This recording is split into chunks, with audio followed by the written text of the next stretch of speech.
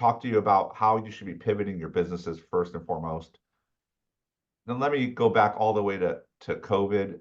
Prior to COVID, it was about an 80-20 world where 80% of business was done by about 20% of agents. COVID switched that. It moved it to about a 90-10 world. After COVID, about 90% of the deals were done by about 10% of agents. And that's because people couldn't do face-to-face stuff. So the agents that had money and could market and do it real well, which were teams and big agents, got more of the business. With that said, a lot of people thought after COVID it would go backwards, but it's actually changing. It's actually getting more that way. It is last year, 93% of transactions was done by 7% of agents. So, and it's only trending that way.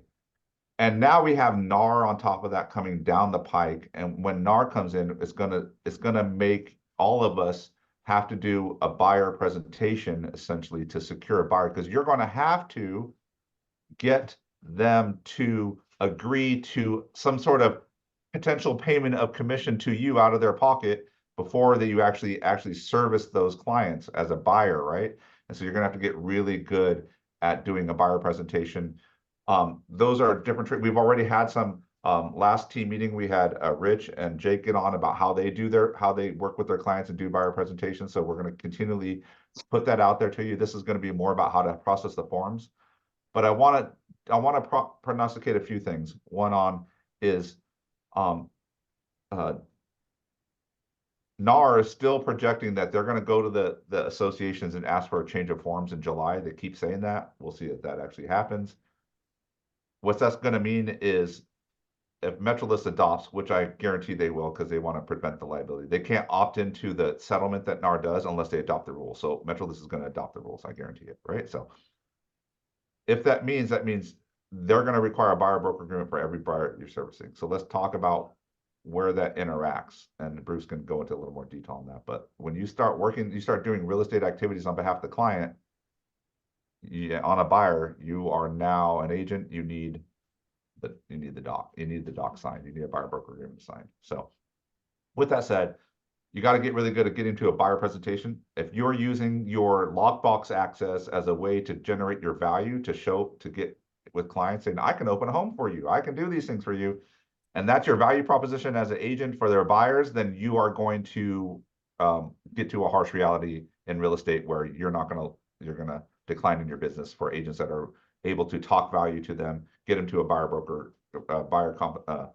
consultation, and actually sign them to a buyer broker agreement. So there's going to be some weird interaction, and we can talk about that a little later between, like, at open houses and things like that. That's a little bit gray still. But I want to note a couple things. One is,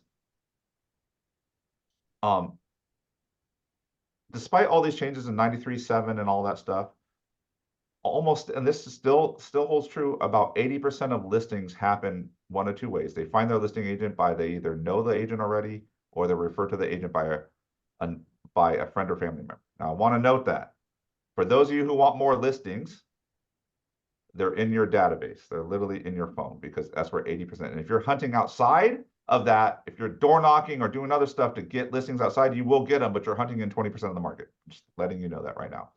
So, and if you are worried about showing value on the buy side, just note the people that are already in your phone and your database who know you will trust you anyway. So they're going to have you're going to have to less show skill and there to do that. So the answer number one about NAR and all of this is get very good at your database. Get them to love you, get in relationships, love them. So I just want to, as a practice, you guys need to understand that. And we were at club yesterday and we had a deep talk about loving your people, right? How to love your people, how to get engagement with your people, because that's going to be the most important thing for success going forward. Two, and let me back this out, say listings are going to become more vitally important. Now, as this buyer broker stuff goes sideways, we'll see, trust me, when July happens and MetroList bans their things, buyer broker compensation is going to move off MetroList. So that means there will be no buyer broker commission displayed. They may have keywords in the confidential agent marks that says seller concessions provided, but you're going to have to call to negotiate that, or call to get something like that. You're going to have to put it in your offer. We're going to talk about that, right? To get those, you're going to have to negotiate that outside of MetroList to make those deals happen and earn a commission. Likely you're going to see commission volatile, where you're gonna have to negotiate part of commission. You're going to have to get your buyer on board, because that's going to be part of the offer, and they can counter both your commission and the Again, right now. Oh. And so just note that that's the world we're going to. We are here to prepare you for that. And at the same time, just note, if I suspect there's going to be a lot of volatility on the buyer side of the commission, and you already see people now saying, like, I already see people like, list your home. I already know agents that are, I'll list your home for no buyer agent commission. You don't have to pay a commission, right? So you're going to see a lot of that. You're going to see a lot of that come up. And I just want you to know that there's going to be volatility on the buyer side on commission. So sometimes you're going to want a deal and they're only going to pay 1%. And you're going to have to decide if you want to work for that, right? And so, or if you want to go to your buyer and get more, right? So those are going to be those discussions now. Two, if you want control of your business and income, do more listings. And I'm just going to say that right now. Listings are going to be key, because you're going to control the commission at that point. You're going to even control what the buyers that you did before, but it's going to be even more so. I think as this gets wide with the public is going to start trying to go to the seller directly. I mean, go to the listing agent directly and bypass a buyer broker in a lot of cases, just because they think that they won't have to pay a broker then if they do that, right?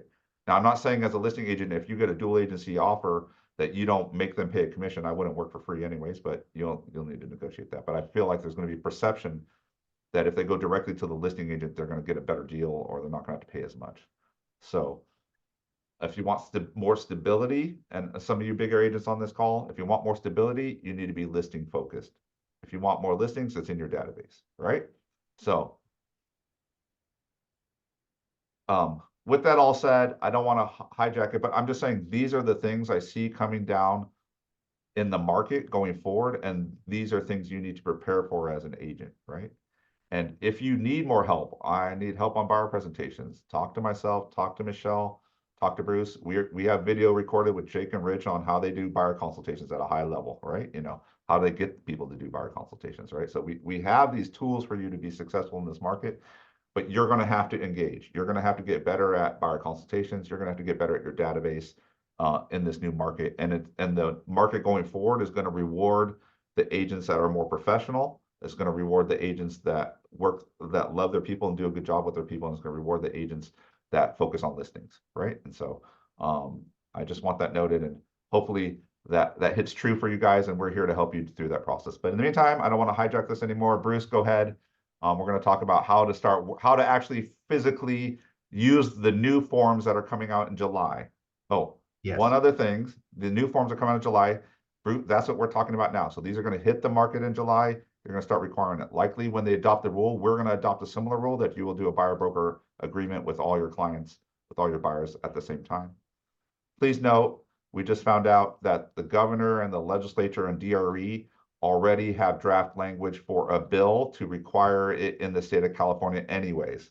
So it's going to be a requirement at the state of California. So there might be further changes when that law hits our books, and that's supposed to go live. They want to go live in 2025. So just note there's a lot of changes happening here now, and it's going pretty quick. So one for officing, if you have a question, Bruce is going to be going.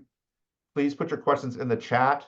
I'll be monitoring the chat. If you have questions, I will interrupt Bruce and ask those questions for you, just so we can keep this moving along pretty quickly. So Bruce, take it away. So. My turn now? Yeah, your turn. All right. Can you all see the, I just want to make sure everybody can see the screen that I have shared. Yeah. Okay, yes. Perfect. Before I actually get to that, a couple things. You know, as John said, this little thing happened recently with this, you know, proposed NAR settlement. And it's going to have, you know, far-reaching effects in our industry. Many of them are actually positive.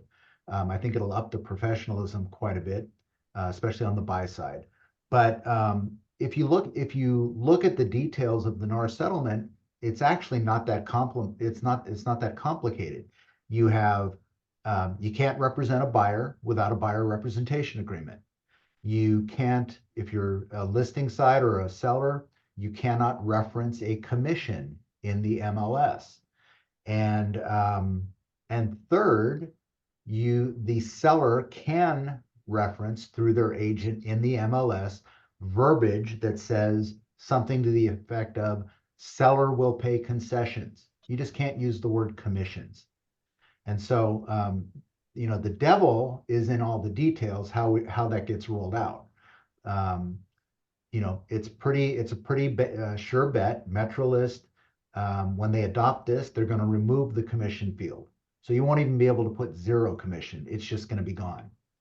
And as far as seller concessions being referenced, at a minimum, we should be able to use the confidential remarks section, but they may very well have a checkbox that says seller will pay concessions that the listing agent can check. All right.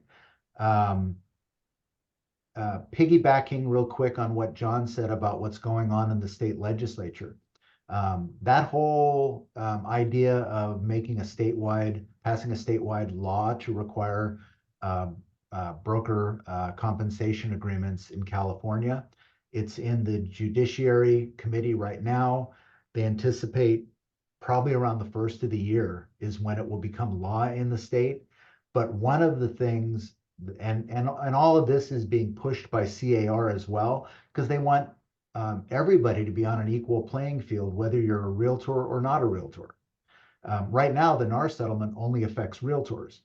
So CAR is really, really working with the state to get this thing passed. The other thing that came out of the meeting that we had um, with CAR Legal on Friday, actually it was with the president of CAR on Friday, and they had the DRE commissioner on there speaking as well. But the other thing that came out of that is they're trying to limit buyer broker agreements to a 3-month duration. It has yet to be seen whether that'll actually happen or not, but that's one of the other aspects to that. Moving on to these forms, not only will I go over the forms related to the buyer representation and broker compensation agreement, there's also, this whole thing happened all at a very convenient time. CAR normally comes out with new forms in June. And they had already prepared a number of these forms that would have been included in the stuff that we're talking about for the buyer representation agreement. They had already included a number of these forms in the update. The whole format of the buyer representation agreement, as you'll see in a moment, has changed dramatically as compared to what's in the forms library right now. And I think you'll find it a positive change. But they're also modifying listing agreements to look like the same appearance as you would see in the RPA, as well as what's going to be in the buyer representation agreement, where you have that nice grid on the first page where everything is spelled out nice and cleanly. And then there's a few new forms that have been added that I think are important that I cover with you. I go over these forms in a little bit more detail in a video that I did last week that you should be able to watch on the office's YouTube channel.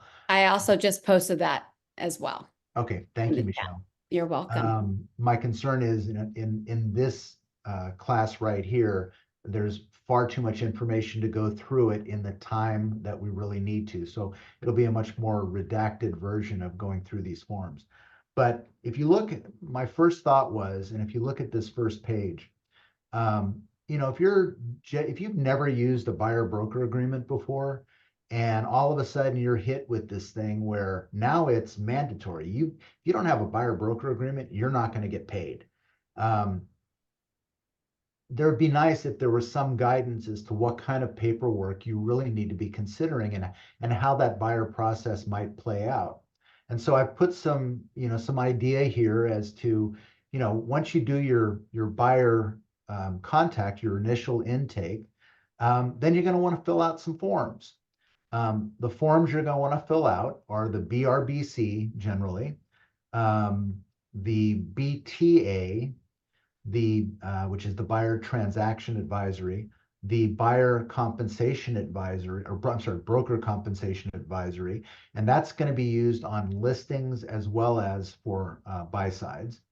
The BIPP, which is buyer identification of preferences and properties, and the BFPI, which is the buyer financial and personal info. These two forms here, I think will be immensely helpful for you as a buyer's agent, because between these two forms, you're going to identify exactly what your client is looking for, as well as you'll be able to document that they are in fact qualified to buy, and you're not going to be wasting your time with them. And then the last form on this side is the ABCD, which is Anticipated Broker Compensation Disclosure. There's some optional forms. This first one, the DMBR, which is Disclosure and Modification to a Buyer Representation Agreement. This form, this is what you're going to use if you've entered into a BRBC prior to the new form release in June. This one just replaces and clarifies some of the language and makes it in line with the NAR settlement. The MTBR, Modification of Terms, Buyer Representation Agreement, this form will be used to modify a current BRBC. Now, I'm sorry, somebody speaking? How's work for you? How's Chris? Or how's working with Can you, thank you. All right. And then I want to speak, there's a MTBR and there is an MTLA. One of them, or both of those together, will be replacing the forms that you currently use. It's called a modification of terms. They're going to break it out. One's for buyers, one will be for sellers. So once this forms release happens, and we'll be modifying the templates in Command as well once these changes take place. For buyers, for modifying terms, it's going to be this MTBR instead of the MT. And then there's a generic compensation agreement, and that's only to be used when there is no other signed listing, buyer representation, or single party agreement. And the form is designed to be used for either side. So that'll be helpful there. Once you get your initial forms filled out, then you want to do some listing and property research once you identify some properties that your buyer might want to see. What does that mean? It means reaching out to the listing agent and getting a feel from the listing agent. Is the seller willing to pay some compensation? Is the listing agent willing to share some compensation? And this is assuming that there's nothing, in the MLS that references buyer concessions or seller will pay buyer concessions or something like that to clue you in. Even if there are there, I personally would still recommend reaching out to the listing agent. So with that in mind, if you are primarily focused on listings, you want to be aware you're probably going to be getting more phone calls from buyer's agents. They're going to want to know, are you willing to pay some of your commission to the buyer, to apply towards the buyer's buyer broker compensation, or is the seller willing to? And I would say to you, even if the listing agent says no, the seller's not going to pay anything, I would still recommend that when you complete your purchase contract, you submit a form that we'll go over shortly called an SPBB, which is seller payment to buyer's broker. Make that form a part of your purchase contract and submit them together, because you never know. Once the listing agent presents those offers to the seller may be willing to pay buyer's compensation. So moving down, after you've done your research, you're going to fill out your forms. It's going to be an RPA.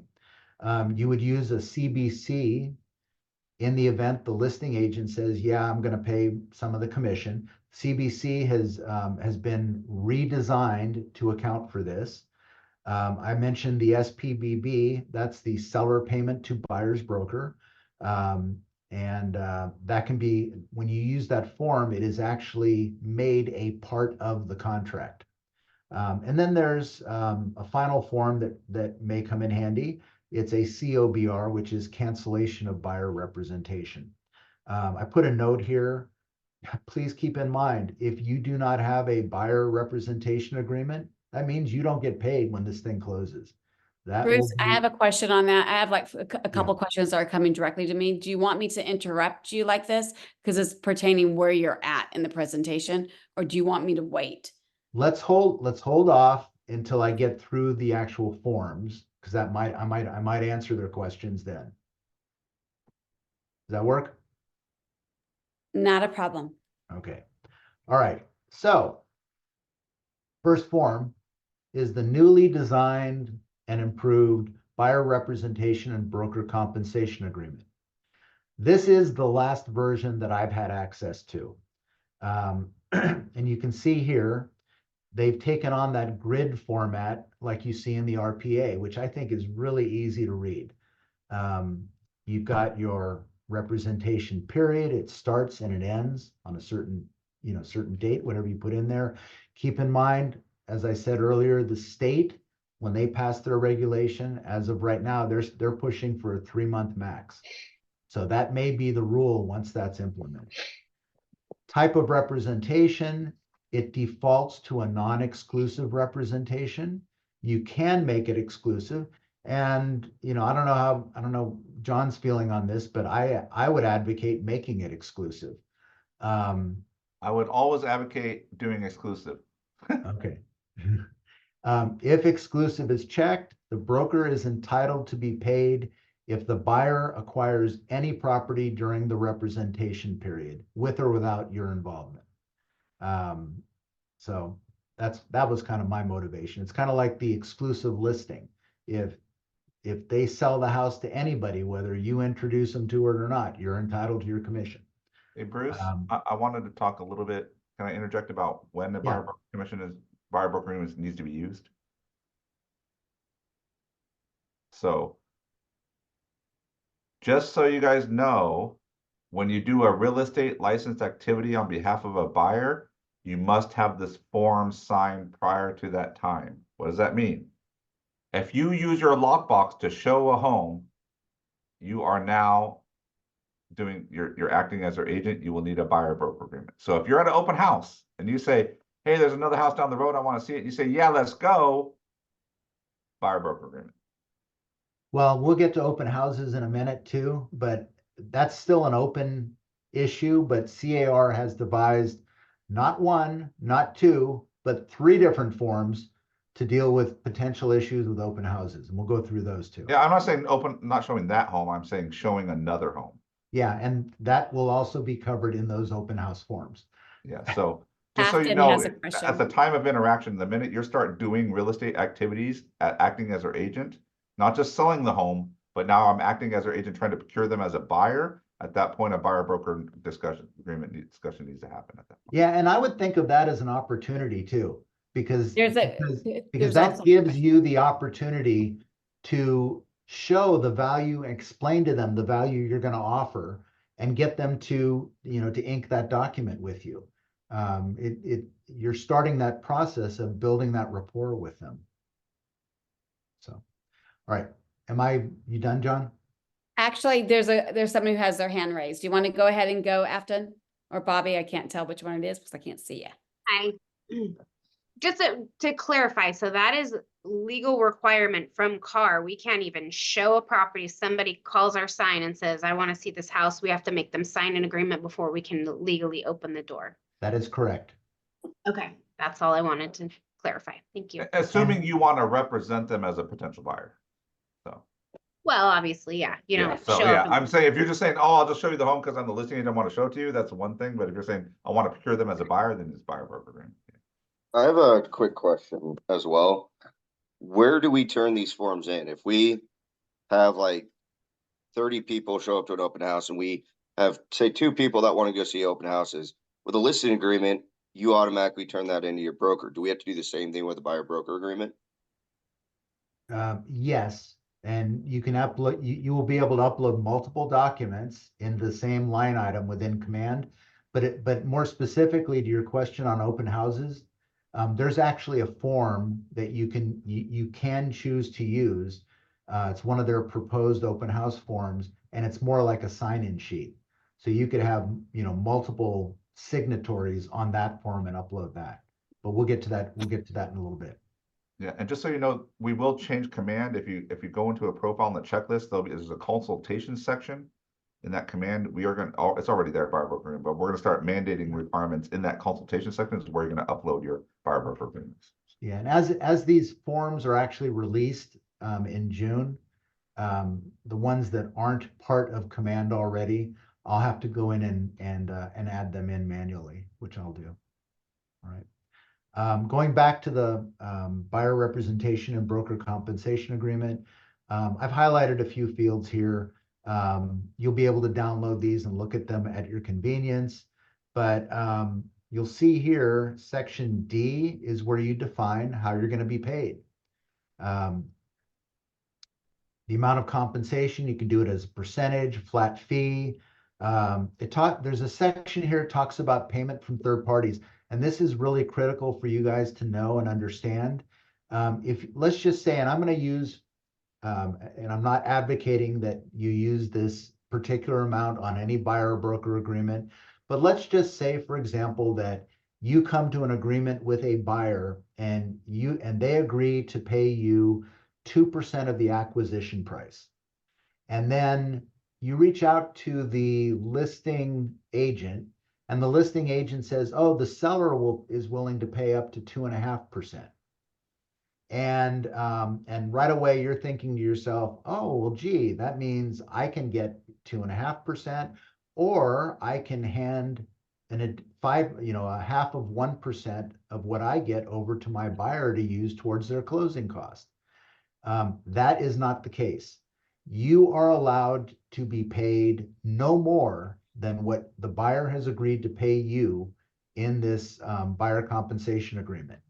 So if you put 2% here, even if the seller is willing to pay more, you are not able to get more, and you cannot even credit that excess over to your buyer. Now, there is a solution to this if you are of a mind, or you had planned on trying to credit that over to your buyer. And the solution is, when you write your offer, write up the offer for this, with the SLPP form for the seller to pay you the amount that the buyer agreed to pay you. And then you can also, nothing prevents you from writing in a term that the seller is going to credit the buyer 1/2 of 1% for recurring and non-recurring closing costs. So you can get around it like that if your goal is to get it over to the buyer as a credit. All right.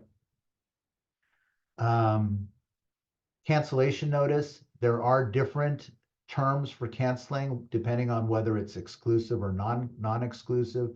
Exclusive cancellation kicks in 30 days after receipt. That's the big difference. This form, the BRBC, is going to include with it a form called a broker compensation advisory.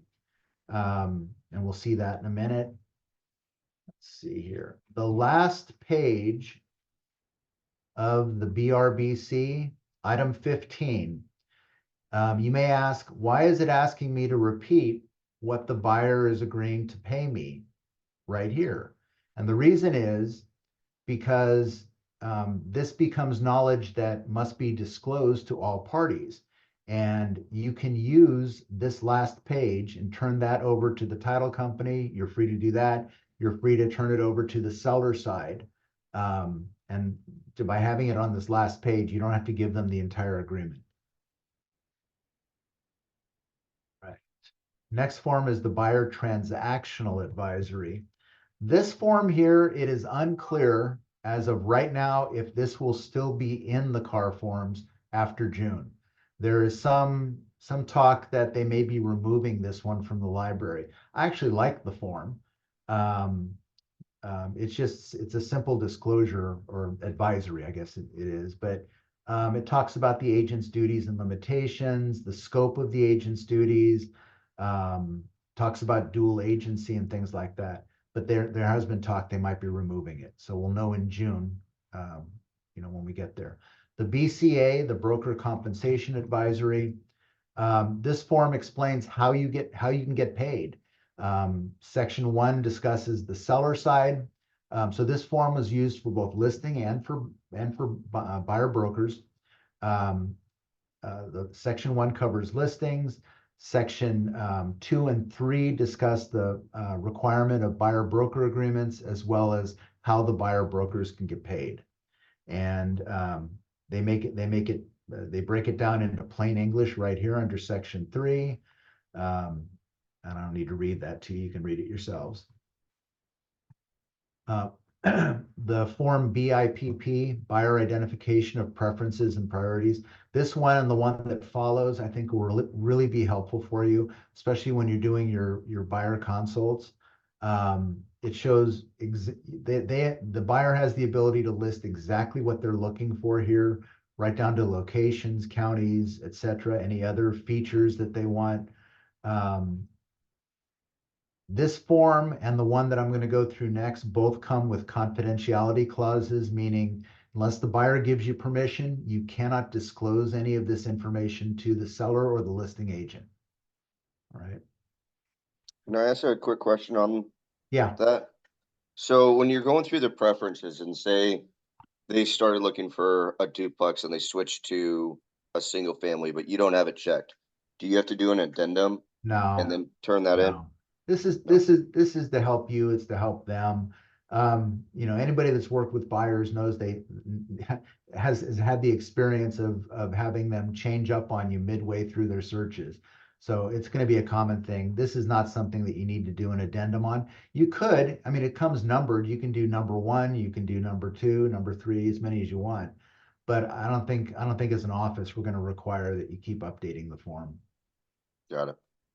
All right. The next form, buyer financial and personal information. I don't know about you, but I actually had the experience of a buyer giving me a counterfeit pre-approval letter. So they do strange things to get to work with agents to look at houses they can't buy. But this form, this has everything about their finances, how much of a deposit they have, how much of a down payment they have, who they're pre-approved with, if they are pre-approved, sources of the down payment. There's a disclosure in here for if they are licensed real estate agents, so you know to put that disclosure in your purchase contract. All sorts of helpful stuff here. Again, this form also comes with a confidentiality clause. Same rules apply unless the buyer gives express permission to share this information with the seller or the listing agent. It cannot be shared.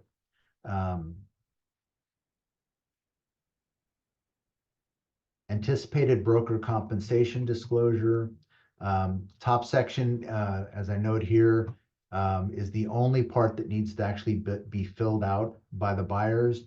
But this form is nice because it documents what you have shown them. So you take this out with you, you can put a property address, the agent initials, the buyer initials after they looked at it. If you make an offer, you fill that information in here. You can document the compensation and where you got the source of that compensation. So pretty handy form, I think. And then the disclosure and modification to buyer representation agreement. This form, as I told you earlier, if you've entered into a BRBC prior to the new forms release in June, it informs the buyer that the broker can no longer accept compensation that exceeds the amount specified in the BRBC. It also explains what will happen if the BRBC contains a term that allows excess compensation be turned over to the buyer, because that can't be done any longer unless, as I said, you get around that by writing into the contract a credit from the seller to the buyer. And I want to point that out and highlight that for you, Bruce. Just know the buyer broker agreement starting July going forward is going to state that if you put 2.5 and the listings agent offers you 3, you can only take 2.5 if you have 2.5 in your buyer broker agreement. So, and if you wanted 3, you'd have to go back to the seller, get a modification that moved it to 3, and inform them that I'm actually going to get 3 because they're offering 3, and you'd have to get agreement from your buyer to do that. So when you're writing in your compensation on your buyer broker agreement, just be careful because you're going to be held to that standard, even if you can make more. So yeah. All right, going back. And it's modification of buyer representation agreement.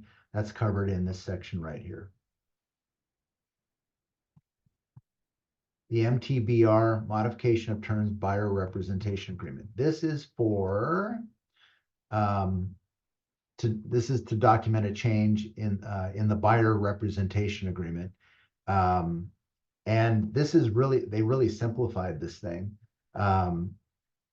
So this is the replacement for the form MT. MT, as I said, will no longer be available. This on the buy side, this will be the one you use. You can change the expiration date. You can change the manner or type of compensation. And there's a section for other terms that you might want to put in. Very, very simplified and dumbed down, but it serves its purpose well, I think. And then they have a generic compensation agreement. This is regardless of which side of the transaction you're on. For use if there's no listing agreement, buyer representation agreement, or single party compensation agreement. And so if it's on the listing side, they have this little section here that that's the only reason this is here is talk about the benefits of using the MLS, just like a normal listing agreement. But the compensation stuff is entered in up here. And I'm sorry. One other thing I want to mention before I get to the RPA.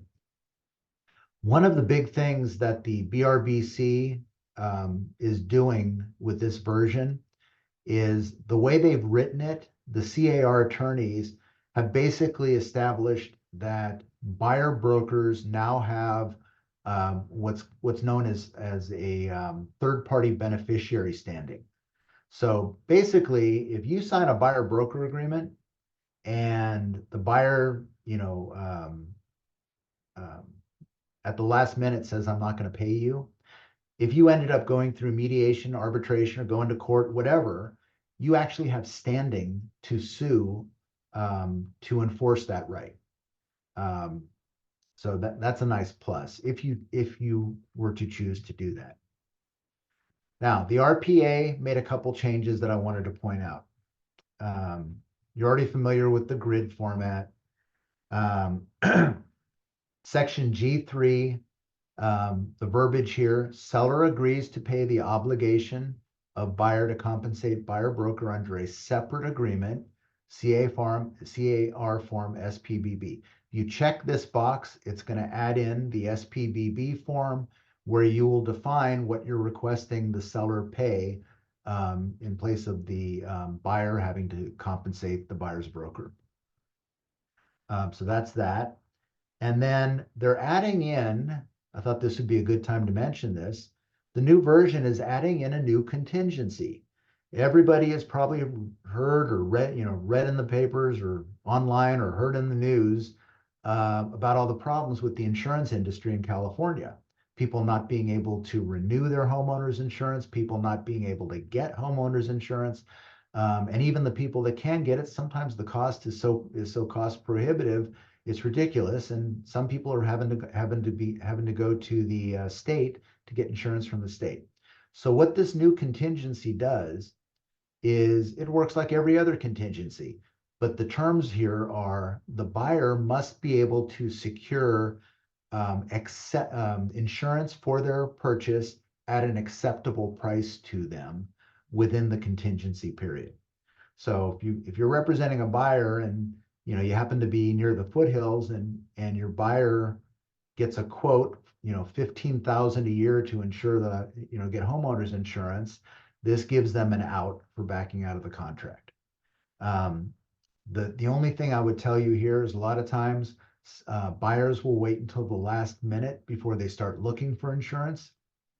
Because this is now identified as a contingency, you want to make sure your buyers hop on that train right away. And just as a side note, I want to pitch Alex with our office. She is amazing as an insurance broker, and she saved my butt when we were having problems with Allstate. So just something to consider. The other thing I want to bring to your attention on the RPA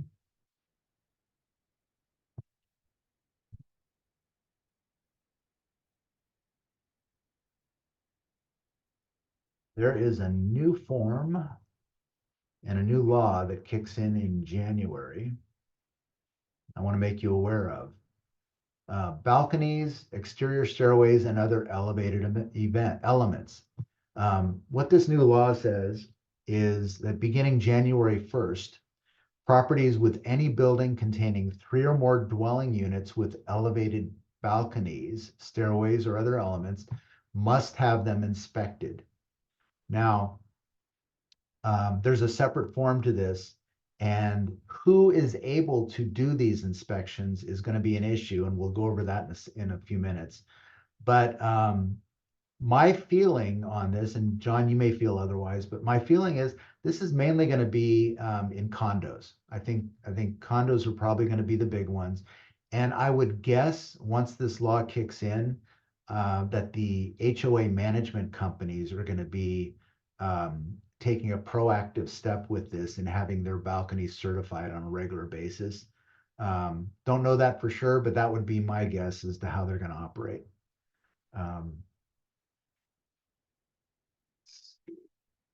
And then the last thing I want to point out, that's not it. If the agent has agreed to compensate the buyer side commission, then there is a section they've added in here for the CBC. You want to make sure, and again, this is one, I don't know how you feel about it, John, but I would advocate, if that's the case, complete the CBC and get it over the listing agent before you send the offer over. That's my feeling on it. But the new CBC form talks all about buyer compensation. And they've added this in on the last page or on the signature page on the RPA. And then we have the CBC. So they've taken all references to MLS offers of compensation and membership with MLS out.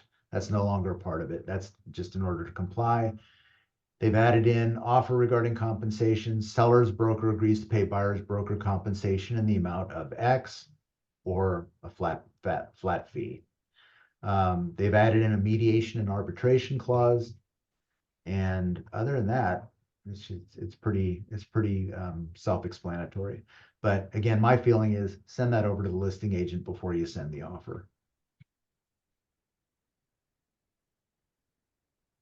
And then this form, this becomes a part of the contract if you check that box on your RPA. And I put a little summary here about what the form does. You can look at this at your own convenience, but basically it's outlining the seller's payment of the buyer broker's commission fees or compensation fees. And again, this also defines that the buyer's broker is a third-party beneficiary, which makes this document legally enforceable in court if you had to go there. And the cancellation of buyer representation form. They have an most recent option or most recent upgrade is they put an option for both parties to cancel mutually. And there's different defined cancellations in it, depending on if it's exclusive or non-exclusive. Is it possible for the agent to cancel the buyer broker agreement without the buyer's consent, or does it have to be mutual? It is possible for the agent to cancel, but let's see here.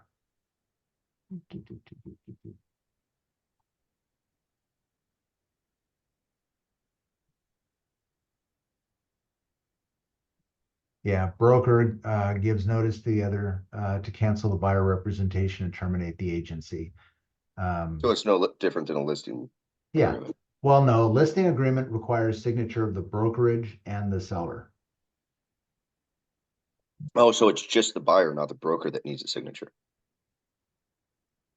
Well, when it says broker here, it's using that in terminology that means the brokerage or the agent. Okay, So see down here, buyer or the buyer broker. okay, so that's different because in the listing you need the It broker. has to actually be the broker. Do you think that'll get changed with the new California law? Who knows? Okay. Your guess is. Continue on. All right. All right, so that's that for that package. So And we finished the then- buy side. Are there any questions on the buy side? Yeah. Anybody Sorry have about that. out there? So we just went over what it's going to take to write the offer, to get the buyer broker agreement signed, all those docs, as well as finding out compensation and writing offers of compensation in your RPA. So anyone have questions? John, it's Francine. I do. Hi. So Bruce and John, are we moving, of course, moving forward starting from today, we're doing buyer broker agreements. I get that part. What of all of these forms do I still need now to fill out? All of them when I do a buyer broker agreement? Bruce, Yeah. can you go back to the list for me? Yeah, I'm getting it back on. I clicked the wrong button. Bear with me here. Okay, Bruce is not as familiar with Zoom as. Bruce is not a techie. it's okay. Do you want me to read them? I can read them off. I wrote them No, down. that's fine. There we go. All right. Can you see that now? Not the new one. We have the, Hang on. go back to the, We share.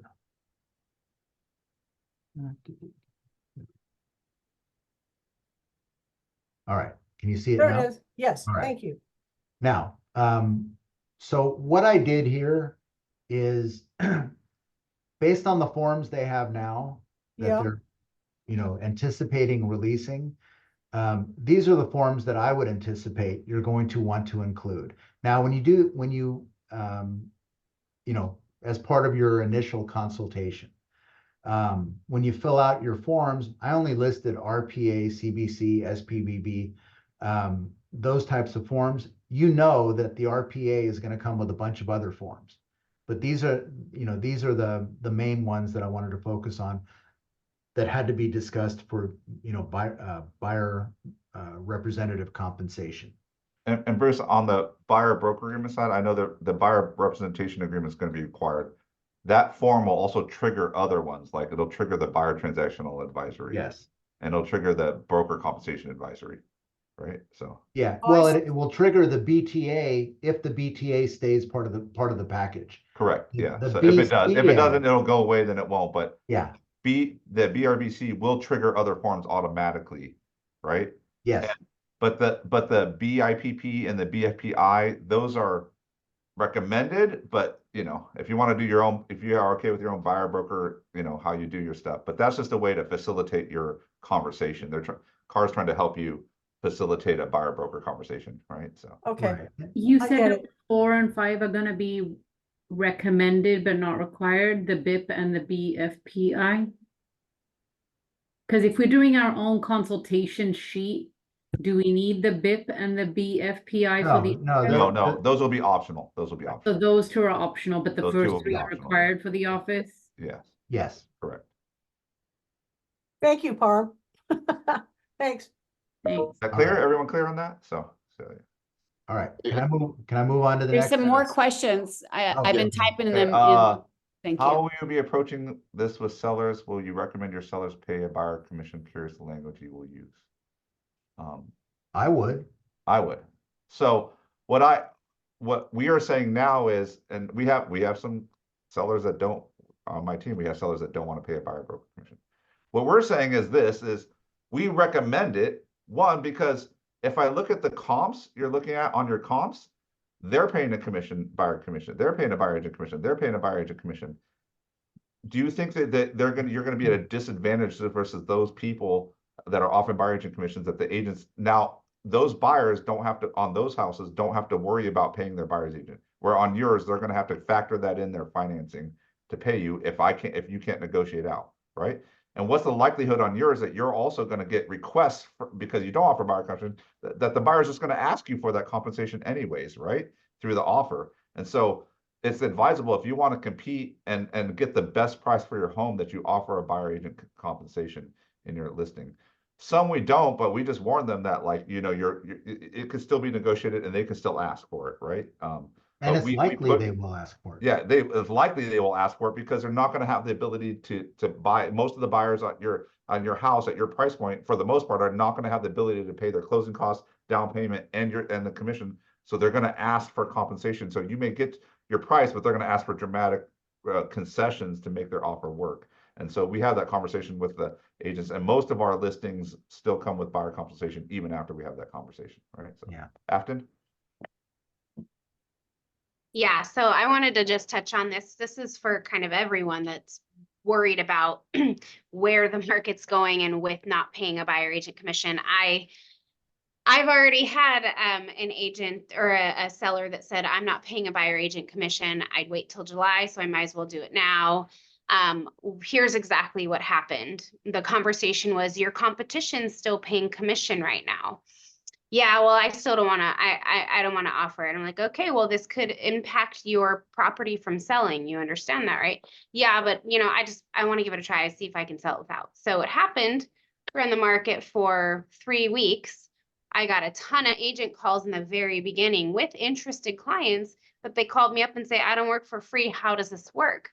As much as I encourage them to show the property, and if you have interest, write your compensation in the contract, they didn't even show the property.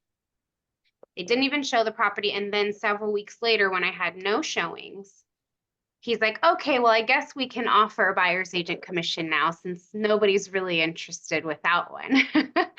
So we have it in there now. And now I'm trying to go back to every agent that I had a conversation with in the very beginning and let them know that we are now offering a commission. But what has happened is that now the listing's been on the market for over 30 days. It's a great property, but now it's sitting.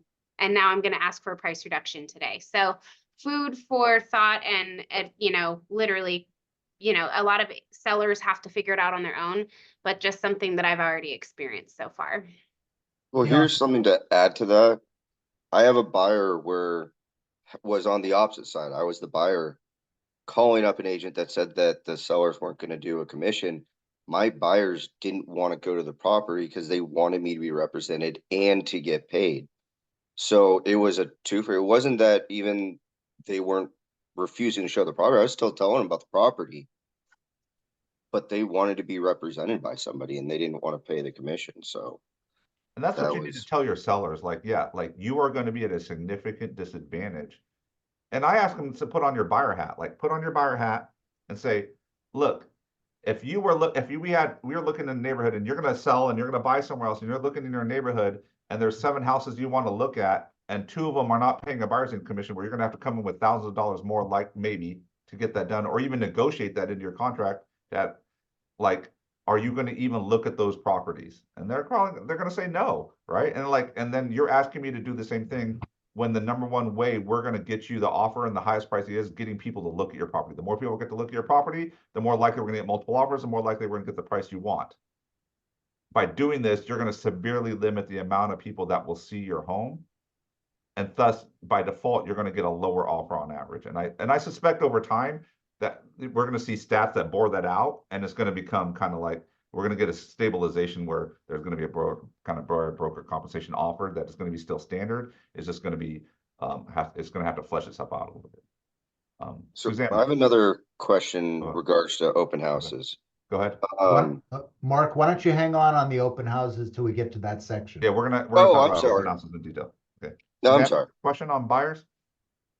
I just have 2 points to make. One, I think as an office, it's just a good idea for us to do a little bit of training on maybe buyers that are looking to become buyers agents that are looking to become listing agents, because I would hate for someone to take this as an opportunity of, let me get a quick listing now at a 2.5%, 3.5% commission and not worry about the buyer's agent commission, because they're going to come across exactly the scenario that Afton just mentioned about property sitting on the market, having to offer commission later on, right? Because they might think it's a good way to get into the listing game, and that sets the wrong tone. And then secondly, before or up until July, our fiduciary duty is to show every property that's available, because the buyer's agent, as the buyer's agent, we're getting compensated from the listing side. When we're talking to sellers now, we can let them know that in some cases, if we're not offering compensation, it technically isn't the buyer's agent's fiduciary duty to show our property, because they might be hurting their buyer if their buyer has to bring to the table more funds to close in order to pay for their compensation. So they really are underexposing their property, kind of like what Afton mentioned in her listing, because of the fact that there's going to be buyers that don't want to see it, like Mark mentioned, because they want their agents to get paid. And there's going to be agents that realistically in the future that may not have to show it because it's actually impacting their buyer's net proceeds. So Yeah, all you have to tell the buyer is say, on these properties, you're gonna have to bring an extra 2.5%. And you've done your fiduciary. They said, I don't want that. You've done your fiduciary, right? So at that point, and I want people to understand that that's the thing, you need to work with your buyers, because the buyers don't want to pay your commission anyway. So just note that they're going to be on your side. So as sellers, I'm going to say, like, look, these buyers agents, they're not going to want to add 2.5 to the consumer, and they don't even want to try to have to negotiate that a lot of times, right? So just, if you offer a compensation, if you want to just say, I'll take it as it comes, you're going to get a lot less people interested in negotiating that, right? So thank you, Parm. And we will have a training here soon on the listing side, and we'll also talk about objection handling on this, on where sellers don't want to pay part of the commission, right? We also one have the more- one with Jake tomorrow as well on buyers. We got one more hand raised with Susanna, and then Yeah. we'll move on. Okay, I have a question. So for the buyer agreement, if your buyer off the bat tells you, I don't have the funds to pay your commission, is that an option? Like for them to say, I can't pay you, like I wanna look at homes that only offer to pay your commission? Yeah, that, hold on one moment. Could I say something on that point? Yeah, just so you Yeah. know, that's why I'll say a little bit. Yes, it's just like a buyer having down payment assistance. Like, if you're doing a 2-1 buy down on their purchase, you have to have a credit. So you're only look at homes where they're going to be able to do a credit for you, right? So same thing, if your buyer can't physically fund, they can purchase, but they can't afford your commission, then yeah, you're going to have to only show homes where there's compensation offered or being able to negotiate that in. But you still have to list compensation in the buyer broker agreement. Correct. Otherwise, even if the seller is willing to pay, or the listing agent's willing to pay, you won't be able to collect. You must have a buyer broker agreement signed with compensation on it to collect a buyer side commission. Yeah. Okay, so it still has to be written down. You just would basically show the ones that are only Yeah, willing you would to just work offer with them that and say, I'm only going to compensation. show you homes where I know where I can get this compensation Okay, paid from the seller or the perfect. listing agent. Yeah. Yeah. Perfect, thank you. All right. Can we move on to the Yeah, let's next move on to the section? seller side. So, All right. 'cause I know there's a So- lot of questions about open houses. So Yeah, well, let me get the listing side should not take more than a couple minutes. yeah. So let me shrink that and put this one up. Can you all see the miscellaneous listing form changes and additions? Can you? Why are they on Somebody? this training? I cannot. no, it's the buyer representation All right, process hang on, flow. hang on. You share. There we go. All right, now you should be able to see it. Yeah, what? All right. The training right now. So, there were some changes made to the listing agreement. What? There were some Mary, changes made to the you- listing You agreement. need to be on this. I'm gonna put this on the speaker so you can listen to it, but you should be Can on this somebody one. please mute Andy? There we go. All right. So sorry. Here's some listing changes. They redid the residential listing agreement to put it into that nice grid format. As you can see here, things are much easier to understand, much clearer. they've given you this nice little section, section C, where you will break down what you and your seller agree to in terms of compensation. Just because your seller says they're not willing to pay anything, if they say that, this will be written up accordingly. It does not prevent a buyer's agent from including an SLPP with their offer and asking the seller to pay. This is just what the seller and you work out when you're listing the property. So it can be compensation to the seller's broker, only the seller side of the transaction. It has an option for additional compensation, if any, to the seller's broker to be offered to the buyer's broker, and so on and so forth going down. Remember, I said a few minutes ago, these things are changing like by the minute, by the day. These nice little blue things here, they were added in for clarification just yesterday. So they're still working. They're working diligently to make these things as user-friendly as possible and as clear to understand as possible. Optional seller concessions that the seller or you can reference on behalf of the seller in the MLS. If they check this, they're authorizing you to say that the seller is willing to offer seller concessions, up to a certain percentage or up to a certain amount. And I'm anticipating that's probably going to be either in a field that MetroList is going to add, or it'll be in confidential remarks once it's all finalized.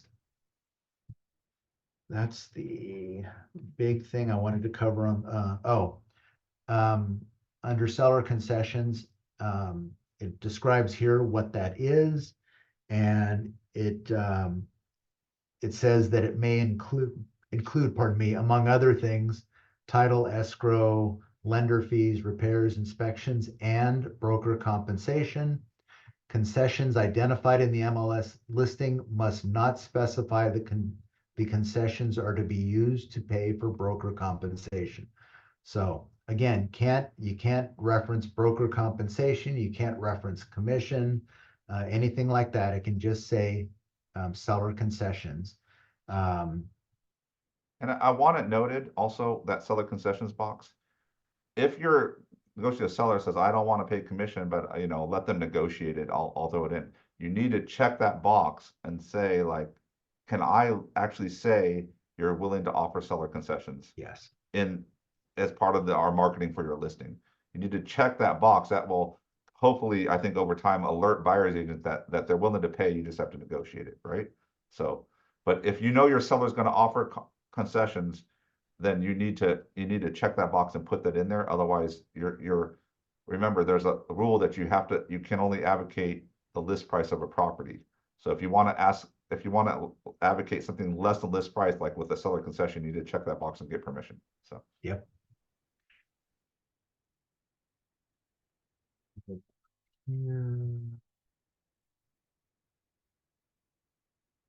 There's some verbiage in here that they've added. Seller acknowledges that real estate brokers must have a representation agreement with a buyer before showing the properties to that buyer. Seller consents to broker entering into a buyer representation and broker compensation agreement with the buyer, and that by doing so, it'll become dual agency.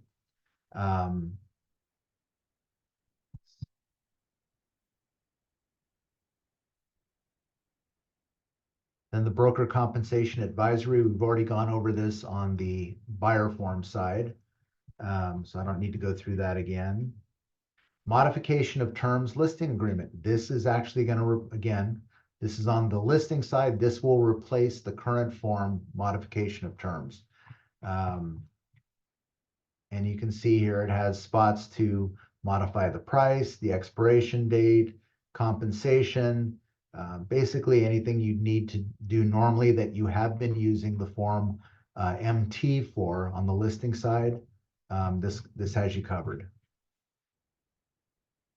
And the DMLA, disclosure and modification to listing agreement. This is only to be used to modify listing agreements that you entered into before the new forms release in June. It informs the seller that offering compensation is now prohibited in the MLS. Brokers' efforts to offer compensation outside the MLS will satisfy the broker's duty to the seller. This form should be used prior to the expected July 2024 implementation date.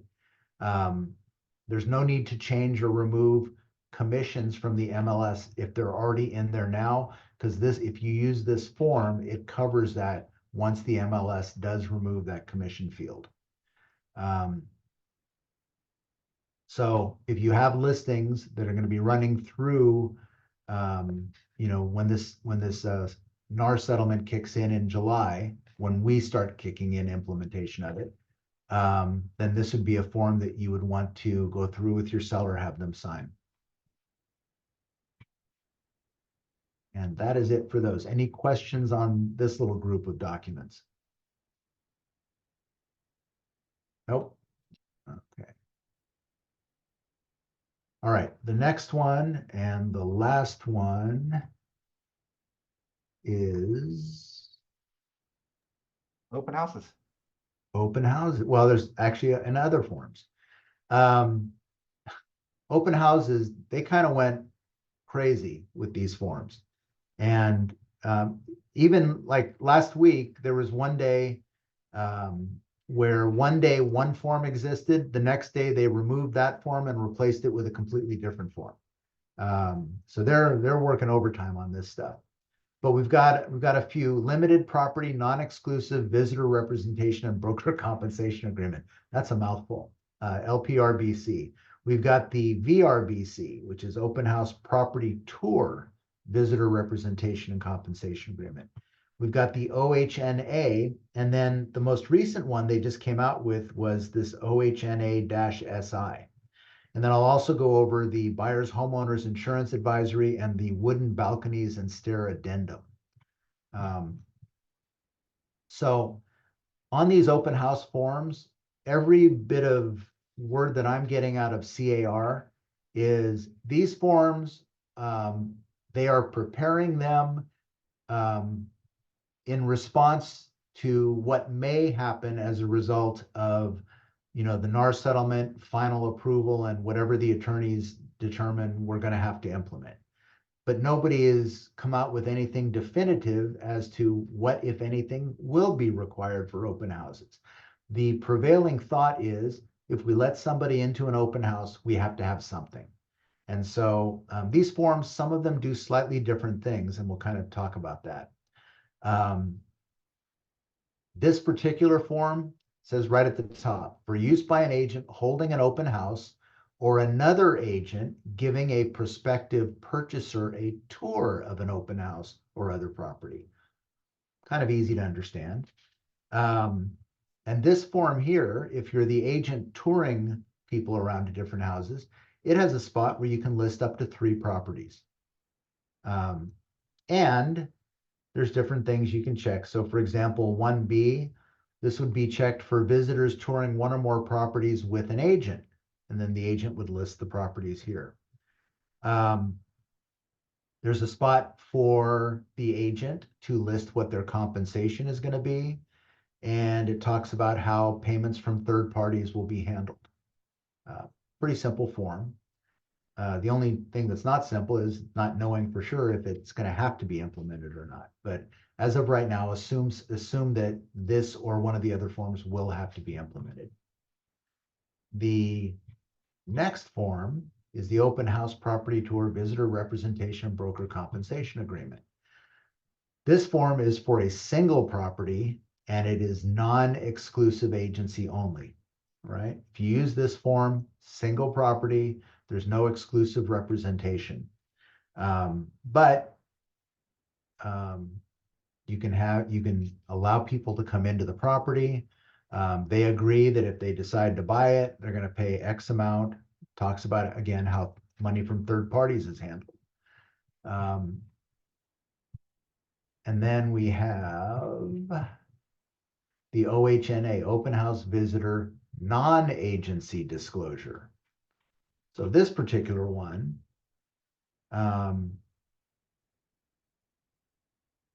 Limited only to the subject open house and does not establish an agency relationship with the open house visitor.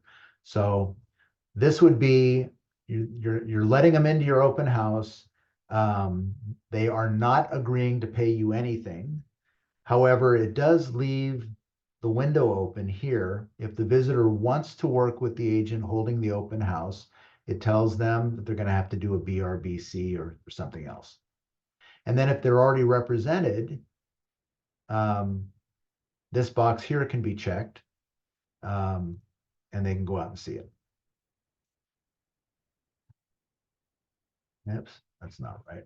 Lastly, we have this form, which is the open house visitor non-agency disclosure and sign-in.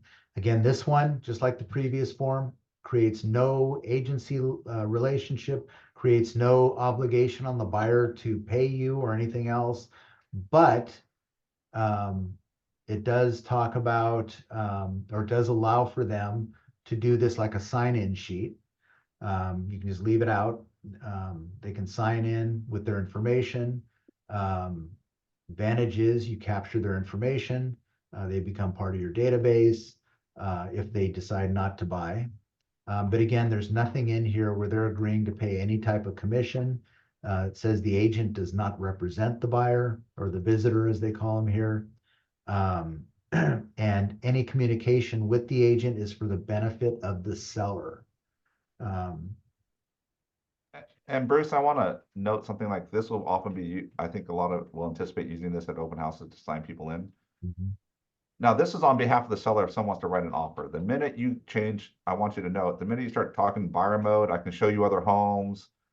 You start kicking in to try and convert them as a buyer, not to make an offer on the property, but to move them to somewhere else on a different property. Just note you're getting out of the purview of non-agency. Of this agreement. You're going into an agency on the buy side, and so you need to start talking about having a meeting, having consultation to meet to talk about that, because remember, you're within the non-agency preview if you're just selling the house and providing information to sell the house that you're in. But the minute you go outside of that, it changes, right? So I just Correct. want to do that. Buyer's homeowners insurance advisory. This form is going to be required because of all the problems we're having with insurance and the fact that a new contingency has been added. It just goes over all that stuff for your buyer to understand. This has nothing to do with a buyer broker agreement, but it is a new form. I wanted to talk about it. And then the wooden balconies and stair addendum. This is the last one that I wanted to discuss. So again, this law kicks in January 1st, 2025.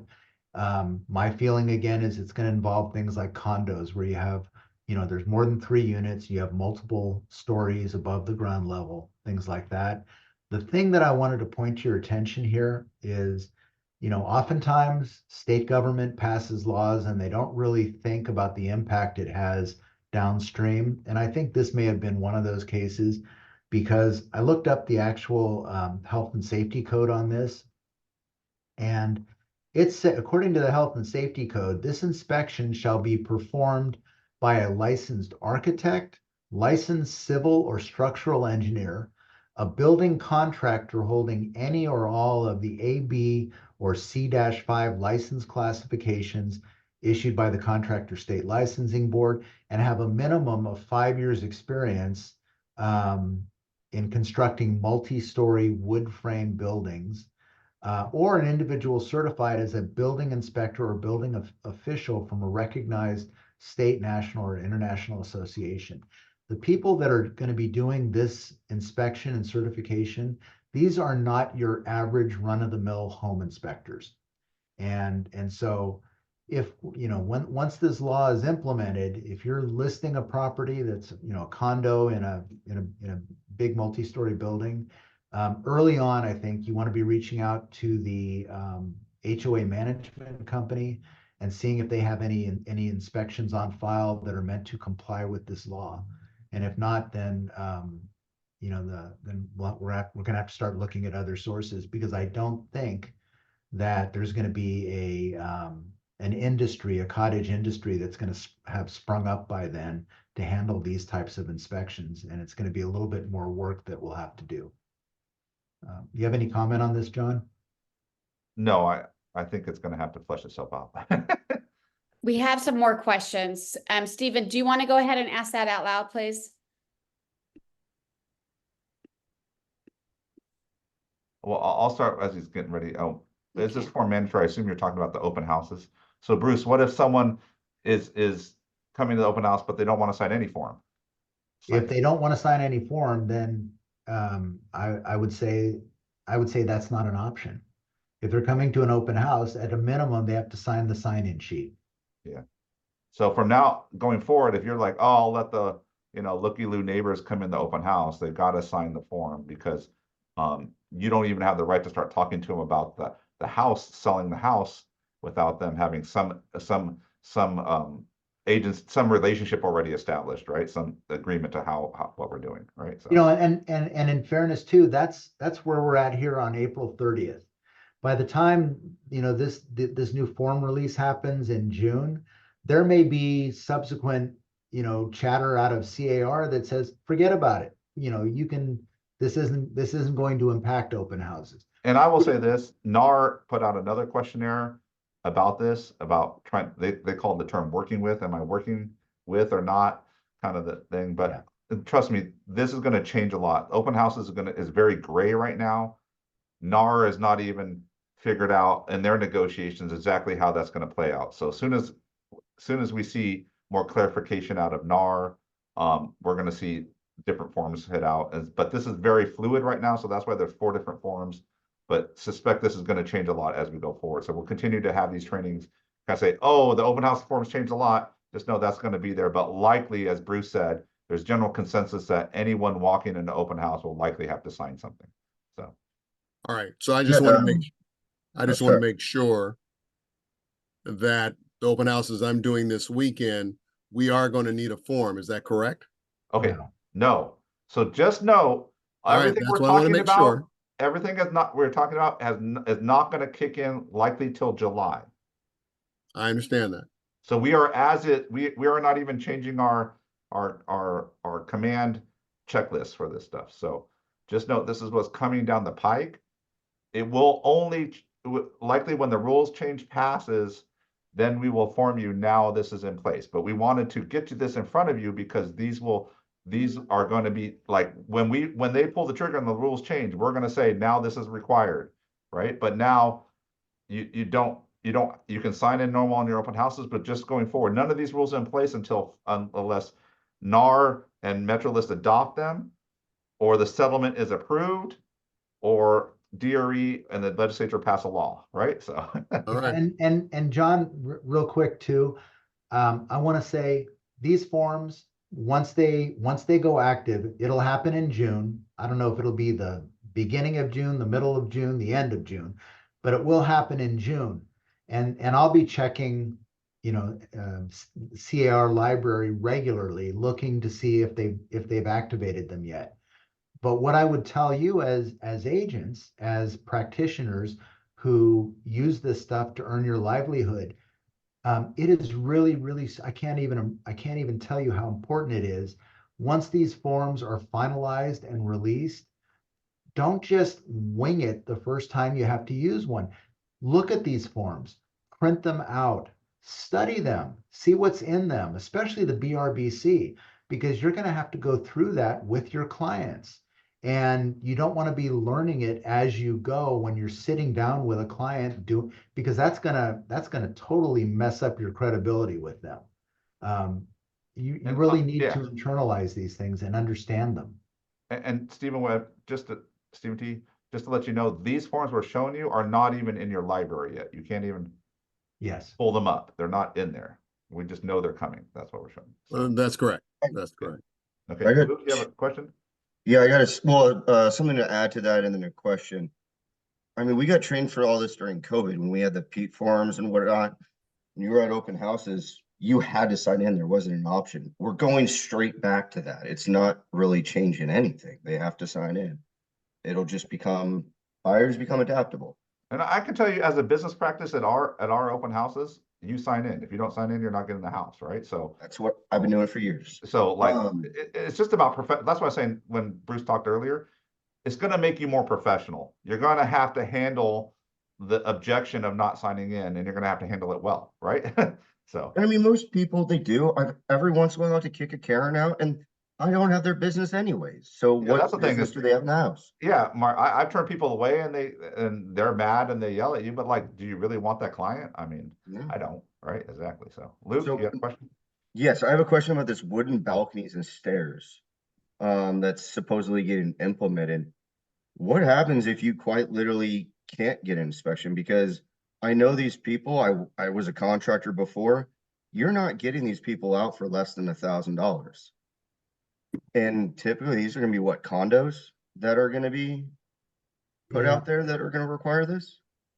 Yeah, What are we like I said, supposed to there's do a with lot that? out there. I suspect, and this is just, I suspect the city or something is gonna put a certification program out where you kind of like get, like, if you're a contractor licensed to do this, you can get certified to do these inspections. But yeah, I imagine they're not gonna be cheap, or as Bruce said, the HOA is gonna realize this is such a big deal that they're just gonna have a mass certification done on their units every year or something like that, just to Yeah. make it, just to make so that it can happen, right? But Is that there, gonna make there's HOA gonna be fees some go up? consternation at the beginning about how to get this resolved, right? So. Yeah, Is that- and just to follow up, it's not supposedly going to be happening. This is now state law. It is happening January 1st. So is this gonna mean that HOA fees are most likely gonna go up to cover this new cost? There's a whole bunch of that I said that how the industry and HOAs are going to respond is going to be interesting. All right. So Fair enough. Luke, you got a question? Yeah, so I guess I'll change my question a little bit. With the feed form during COVID, with a group of 5 individuals that came into an open house, did you have to sign in every adult? It would be every buyer, every potential buyer. So the agent's not going to need to sign in. But if the agent has buyers with a buyer broker agreement, there's one particular form he could use to bring with them where they say they're represented by, by him. No, I'm sorry, I got a little distracted by my daughter. What I was saying is, like, if I'm doing an open house with this new form, right, this buyer sign-in form, I get a group of 5 adults that come in, they're all together. Do I need to literally sign every single adult in to the open house? Yes. Oh, okay. I just wanted to get clarification on that. Sorry. That'd be my feeling. Yeah, I Yeah. mean, because if they're all, say it's a family and they're all getting on the loan, you're representing all of them. You gotta have a clear relationship with each of them. All right. So What about with like family members that are coming with family that's buying? So like I got clients that I'm showing houses to. She brings her daughter there regularly, but she isn't buying a house. Yeah. Do we have to get like a new agreement signed with her too to be able to see the house as well? That's a great question. I would imagine you could use one of the non-agency forms. yeah, I would suspect if they walk into your house as of now, they're writing it and say they're just a friend and they're going with them at the open house with the real buyer, then non-agency sign for them, right? So They still have to sign something. at this point, they're saying if someone walks in, the standard is if someone walks in your open house They and have you're to sign. showing that home as an attempt to sell that home, you must have something written before they enter the home. Wow. Okay. We are all in uncharted territory on this. Even the attorneys at CAR, and so I think we have an idea where they're going with it with these forms that they've come out with, but nothing's final yet. And we can only work with what we have. And just so you know, I suspect we'll have more clarification on how to handle open houses once this shakes out, and we'll have more trainings on this, right? But I imagine they're gonna only attempt to make it simpler, not harder, right? So Right. So. Any other questions out there? Okay. Wow. Okay, everyone, thank you. We will continue to do this every few weeks just to make sure that we're on top of the forums. As Bruce said, they're changing rapidly and all the time. So we will make sure that we'll let you know about those happening and talk about those as they change. But thank you very much. We have recorded this. Bruce has also recorded a full in-depth analysis on all these forums. That link is there. We'll provide that. It's on our YouTube channel as well. If you want to go deep dive into these forums. Please note, these forums are not active right now. They will be active sometime in June or July. We will let you know, right? So It's And- all and- in our private Facebook group as well. So they have different areas where they can access this YouTube video and the Google Docs as well. Yeah, and please do pull down the docs, take a look at them. And you can even begin familiarizing yourself with them now, so that once these things are official, especially the BRBC, you will have a pretty good understanding of how it works. Everyone's thanking you guys. For some weird reason, it's coming directly to me and not to everybody. So I'm Good trying to reply fill to it all. everyone. Thank you all. Thank you, everybody. We appreciate your Thank you. time. Hopefully this was helpful. Watch the recording, check out the forums. We appreciate you all. Go sell some homes out there. So Yes, Thank let's you. do. Thank you. thank you. Bye, you guys. Thanks. Thank you. Thank you.